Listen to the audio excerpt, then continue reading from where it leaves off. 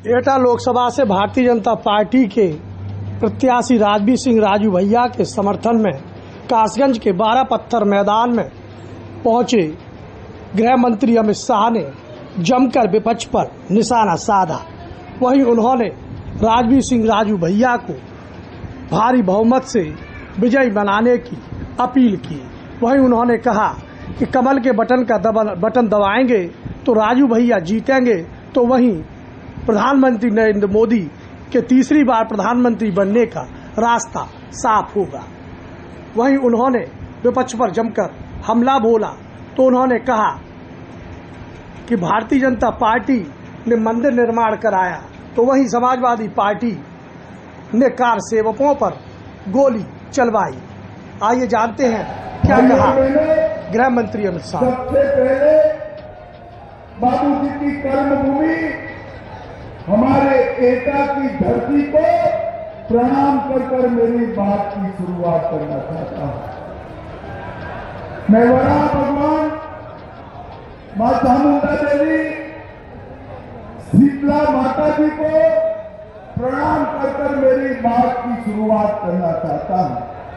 और आज जब एटा कासगंज आया हूं तब महाराजा गंबर सिंह जी को भी मन पूर्वक प्रणाम कर मेरी बात की शुरुआत की। भाइयों बहनों, एटा में आना मेरे लिए हमेशा मेरे लिए बड़ा मन का और संवेदना होता है, क्योंकि यही भूमि है जिसको सम्मानीय कल्याण सिंह जी ने अपनी कर्मभूमि बनाया। लोगों को ट्रस्ट करते थे। भाइयों बहनों, आपने भाजपा सरकार 17 में बना दी। योगी आदित्यनाथ के शासन में लोग पलायन नहीं कर रहे हैं, गुंडे पलायन कर रहे हैं। गुंडे भाइयों बहनों, Purvanchal expressway, Bundelkhand expressway, Gorakhpur link expressway, Ballia expressway, Ganga expressway, ये सारे एक्सप्रेसवे बनाकर मोदी जी ने यूपी में रोडों का जाला सिर्फ भाजपा हटाएगी, ना किसी को हटाने देगी। ये मोदी का कहर। भाइयों बहनों, कर्नाटक में कांग्रेस की सरकार आई, 5% आरक्षण मुसलमानों को दिया। हैदराबाद में कांग्रेस की सरकार थी, 5% आरक्षण मुसलमानों को दिया। किसका कटा? जरा जोर से बोलो, किसका कटा? ओबीसी का कटा, पिछड़े वर्ग का कटा। राहुल बाबा झूठ मत बोलो। पिछड़े वर्ग के आरक्षण को कम करने का काम अगर किसी ने किया है तो ये कांग्रेस पार्टी ने किया। एटा कासगंज वालों, इन लोगों ने दूध की फैक्ट्री खोल कर रखी है। उनका जब यहां पर सरकार था, अखिलेश बाबू याद करो, आपकी सरकार थी, याद करना चाहता। महादीपक सिंह जी यहां से 6 बार सांसद रहे, जिन्होंने एटा की सेवा करी और आज उनके आशीर्वाद से ही भाजपा यहां तक पहुंची। भाई और बहनों, मैं आज अखिलेश जी को कहना चाहता हूं कि भैया आप जातिवाद कर रहे हो, तो मैं समझ गया, मगर आपको जाति में भी आपका परिवार ही दिखाई पड़ता है। भाइयों बहनों, खुद अखिलेश कन्नौज से लड़ रहे हैं, मैनपुरी से डिंपल यादव उनकी धर्मपत्नी लड़ रही है, फिरोजाबाद से अक्षय यादव उनके भतीजे लड़ रहे हैं, बदायूं से आदित्य यादव परिवार से लड़ रहे हैं, आजमगढ़ में धर्मेंद्र यादव लड़ रहे हैं। अब कोई 25 साल से बड़ा नहीं है, वरना यूपी की 85 की 85 सीटों पर एक परिवार वालों को ही बना।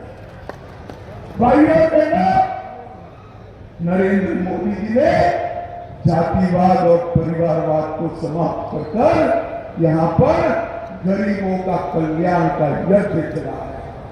हर गरीब को अपने जीवन स्तर को ऊपर उठाने का काम नरेंद्र मोदी। और मित्रों, ये राहुल बाबा अभी अभी पिछड़ा वर्ग के नाम पर झूठ फैला रहे हैं। वो कह रहे हैं कि भाजपा को 400 सीटें दी तो भाजपा आरक्षण हटा। ये राहुल बाबा में समझ नहीं है भैया, आरक्षण हटाने के लिए पूर्ण बहुमत 2 टर्म से भाजपा के पास है, नरेंद्र मोदी के पास है। परंतु नरेंद्र मोदी जो है वो आरक्षण के समर्थक है, अपना जीवन समर्पित किया। और आज मुझे आनंद है कि हमारे प्रिय नेता और प्रधानमंत्री जी ने बाबूजी के दोनों लक्ष्यों को पूर्ण करने का काम किया। भाई और बहनों, एटा वालों, आप मेरी बात याद रखना। 2 खेमे हैं। एक खेमा राम भक्तों पर गोली चलाने वाला का है और दूसरा खेमा राम मंदिर बनाने वाला। मुझे बताओ बेटा, राम मंदिर बनना चाहिए था या नहीं बनना चाहिए था? अरे क्या बाबूजी ने राम मंदिर के लिए अपनी खुशी छोड़ी। आप ऐसी आवाज करोगे, बताओ राम मंदिर बनना चाहिए था या नहीं बनना चाहिए? भाई और बहनों, एक कांग्रेस पार्टी, राहुल बाबा और एक अखिलेश यादव की पार्टियों ने 70 साल तक राम मंदिर के मुद्दे को भटका कर रखा, लटका कर रखा, भटका कर रखा। यूपी वालों, आपने मोदी जी को दूसरी बार प्रधानमंत्री बनाया। मोदी जी ने 5 अगस्त को 2020 को भूमि पूजन किया और 22 जनवरी को प्राण प्रतिष्ठा कर जय श्री राम कर दिया। मैं पूछना चाहता हूं अखिलेश को, अखिलेश जी, आपको प्राण प्रतिष्ठा का निमंत्रण मिला था या नहीं मिला था? ये राहुल बाबा को भी पूछना चाहता हूं, प्राण प्रतिष्ठा का निमंत्रण आपको मिला था या नहीं मिला था? सोनिया जी को भी मिला, खड़गे जी को भी मिला, अखिलेश जी को भी मिला, डिंपल यादव को भी मिला, मगर कोई वहां नहीं गया। भाई और बहनों, राम मंदिर की प्राण प्रतिष्ठा में जो लोग नहीं गए हैं, उनको मालूम है कि हम वो लोग हैं जिन्होंने कार सेवकों पर गोली चलाई थी, कार सेवकों पर गोली। भाई और बहनों, एटा की जनता ने तय करना है, कार सेवकों पर गोली चलाने वाली पार्टी समाजवादी पार्टी को वोट देना है या राम मंदिर बनाने के लिए अपनी सरकारें कुर्बान करने वाली भारतीय जनता पार्टी और नरेंद्र मोदी को। ये निर्णय एटा की जनता को करना है। भाई और बहनों, मैं यहां आया हूं तब बाबूजी को मन से याद करना चाहता हूं। पूरे भारत में बाबूजी ही थे जिन्होंने पिछड़े वर्ग का, गरीबों का कल्याण करने का बीड़ा उठाया। बाबूजी की सरकार तो चली गई मुलायम सिंह जी के कारण, परंतु जब आपने हमारे प्रिय नेता नरेंद्र मोदी जी को प्रधानमंत्री बनाया, उन्होंने पिछड़ा वर्ग को, गरीबों को आगे बढ़ाने में कोई कसर नहीं थी। भाई और बहनों, ये समाजवादी पार्टी जिनकी गोद में बैठी है वो कांग्रेस पार्टी पिछड़ा वर्ग की विरोधी पार्टी, ओबीसी की विरोधी पार्टी, सालों तक काका साहेब कालेलकर कमीशन की रिपोर्ट को वो दबा कर रखे, मंडल कमीशन की रिपोर्ट का विरोध किया और मोदी जी जब आए, एक गरीब मां का बेटा जब इस देश का प्रधानमंत्री बना, पिछड़ा वर्ग को